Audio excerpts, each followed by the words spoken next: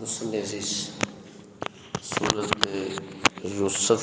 جو ہے وہ شروع کر رہے ہیں، اور اللہ رب العزت اس سورۃ پاک کی برکتیں ہم سب کو نصیب کرے۔ اور یہ سورت کا تذکرہ بندے کی اصلاح کے لیے بہت زیادہ ضروری ہے کہ اس سورۃ پاک کو جو ہے نا وہ پڑھا جائے۔ اس سورت کے جو ہے نا وہ 12 رکوع ہیں اور 111 آیات بینات ہیں۔ یہ مکی صورت ہے، اور اس صورت کا شان نزول اس طرح ہے کہ یہود کے علماء نے مشرکین مکہ سے کہا کہ یہ جو نبوت کا دعویٰ کر رہے ہیں تو تم ذرا ان سے پوچھو کہ یعقوب علیہ السلام کی اولاد وہ شام سے مصر کیسے پہنچی اور وہاں جا کر وہ کیسے جو ہے وہ رہنے لگے۔ تو جب یہ سوال کیا گیا تو اس پر اللہ رب العزت نے میرے حضور کے قلب اطہر پر سورہ یوسف کو اتارا اور وہ سارا واقعہ ان کے سامنے رکھا۔ اور دوسرا یہ ہے کہ یہ سورۃ پاک پڑھنے سے پہلے یہ بات حضور علیہ السلام کے دل کے لیے رب نے فرمایا کہ اے محبوب، یوسف علیہ السلام کے بھائیوں نے بھی ان کو بہت دکھ دیے، بہت جو ہے نا وہ ستایا بھی، اور کتنے مشکلات کا سامنا تھا، لیکن اس کے بعد پھر اللہ پاک نے ان کو کیسے عظمتوں کے ساتھ نوازا ہے۔ اور ایسے ہی محبوب، اگر مکے کے لوگ آپ کو دکھ دے رہے ہیں، آپ کی بات نہیں سن رہے، پتھر مار رہے ہیں یا کانٹے بچھا رہے ہیں، گڑھے کھود رہے ہیں، محبوب یہ جو بھی دکھ دے رہے ہیں، ان دکھوں کے بعد ان کو نہیں سمجھ ہے کہ جو آگے جو ہے وہ عظمتیں ملنے والی ہیں، آگے جو شانیں ملنے والی ہیں۔ اے محبوب، یہ مکی دور تکلیفوں کا دور ہے، یہ مصیبتوں کا دور ہے، لیکن جب مدنی دور آئے گا تو پھر پوری دنیا کو پر اسلام کا جھنڈا لہرانے لگ جائے گا، اسلام کی عظمت جو ہے نا وہ ظاہر ہو جائے گی۔ اور کچھ یہ دلی طور پر ڈھارس بھی بندانا تھی، اور شروع میں ہی اللہ رب العزت نے فرمایا الف لام را، یہ حروف مقطعات میں سے ہے۔ قرآن مجید میں حروف مقطعات جہاں بھی آئے ہیں نا، کسی صورت کے اول میں آئے ہیں، تو وہاں آگے جو ترجمہ کرنے والے انہوں نے یہی لکھا کہ اس کا علم اللہ جانتا ہے یا اس کا رسول جانتا ہے۔ اللہ اور اس کے رسول کے درمیان ایک راز کی بات ہے، یعنی اس صورت کے شروع میں بھی یہ بات آئی الف لام را۔ تو یہ دنیا کے لوگوں کو، پڑھنے والے اور سننے والوں کو سمجھانے کے لیے کہ جو علم اللہ کا ہے یا اس کے رسول کا ہے وہ کسی اور کا نہیں ہو سکتا ہے۔ اعظم چشتی نے وہ کہا تھا نا، ویکھن نوں ساڈے ورگا پر اسی کدوں اس مل دے، پتھر لال دے بھا نہیں وکدے تے پھل کنڈیاں نال نہیں تل دے، جو اسرار حضور تے کھلے او ہر ایک تے نہیں کھل دے، اعظم سونا ماہی عرشاں تے پھردا اسی گلیاں دے وچ رل دے۔ یعنی محبوب علیہ السلام کے علم کے سامنے جو بندہ اپنے نبی کے علم سے مقابلہ شروع کر دے، اس بندے نے کیا حاصل کرنا۔ اور علم کی بات ایک علیحدہ جانب رہی، لیکن ایک بات یہ دیکھیں، جو ادب والے لوگ ہوتے ہیں نا وہ اس بات کا احساس جانتے ہیں کہ ماں باپ کے سامنے بندہ جاتا ہے تو اس وقت اس کی کیفیت کیا ہوتی، کس قدر اپنے آپ کو ادب کے ساتھ اس نے جھکایا ہوتا ہے۔ اور احساس والا بندہ جس کی طبیعت میں شرافت ہے، جب وہ استاد کے سامنے جاتا ہے تو پھر کتنا ادب ہوتا ہے، پھر کیسے اپنے آپ کو وہ جھکا کر جو ہے نا وہ سامنے بیٹھتا ہے، یعنی ایک دلی طور پر اس کا ادب ہوتا ہے۔ اور اگر وہ پیر مرشد کے سامنے جائے، بزرگوں کے سامنے جائے، تو پھر کیسے وہ ادب کے ساتھ بیٹھتا ہے۔ تو میاں جب اللہ کے محبوب کے سامنے کی بات ہو تو پھر کتنا جو ہے نا وہ ادب ہونا چاہیے۔ اور وہ سید سلیم گیلانی نے وہ جملے کہے تھے نا کہ نظروں سے جمال گنبد خضرا دیکھ رہا ہوں، نظروں سے جمال گنبد خضرا دیکھ رہا ہوں، میں کون ہوں، کیا ہوں اور کیا دیکھ رہا ہوں۔ یعنی اپنی حیثیت پر بندہ غور کرے تو پھر اس کو سمجھ آتی ہے، اور وہ بندہ کبھی بھی کچھ نہیں حاصل کر سکتا جو اپنے علم کو لے کر پھرتا رہے، میرے پاس یہ بھی ہے، میرے پاس یہ بھی ہے، وہ کسی کی سنتا نہیں۔ سمجھتا علم وہی حاصل کرتا ہے جو کہتا ہے یار میرے پاس کچھ نہیں ہے۔ اور صحابہ کرام نے بھی ایسے ہی حضور کے پاس پڑھا، جب بھی حضور نے پوچھا حضور ہم نہیں جانتے، آپ ہی، اللہ اس کا رسول ہی بہتر جانتا ہے۔ تو یہ شروع میں جو تعلیم ہمیں دی جا رہی ہے، الف لام را، جب اپنے آقا کے علم کی بات آئے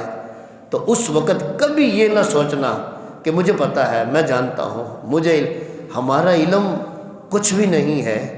حضور کے علم کے سامنے بالکل اپنے آپ کو جھکا دینا اصل یہ عقل مندی کی دلیل ہے، اور جو جھکتا ہے اللہ اسی کو ہی جو ہے وہ سر بلند فرماتا ہے۔ الف لام را، آگے فرمایا تلک آیات الکتاب المبین، تلک یہ آیات یہ آیتیں ہیں، الکتاب المبین یہ اس کتاب کی ہے جو مبین ہے، روشن ہے،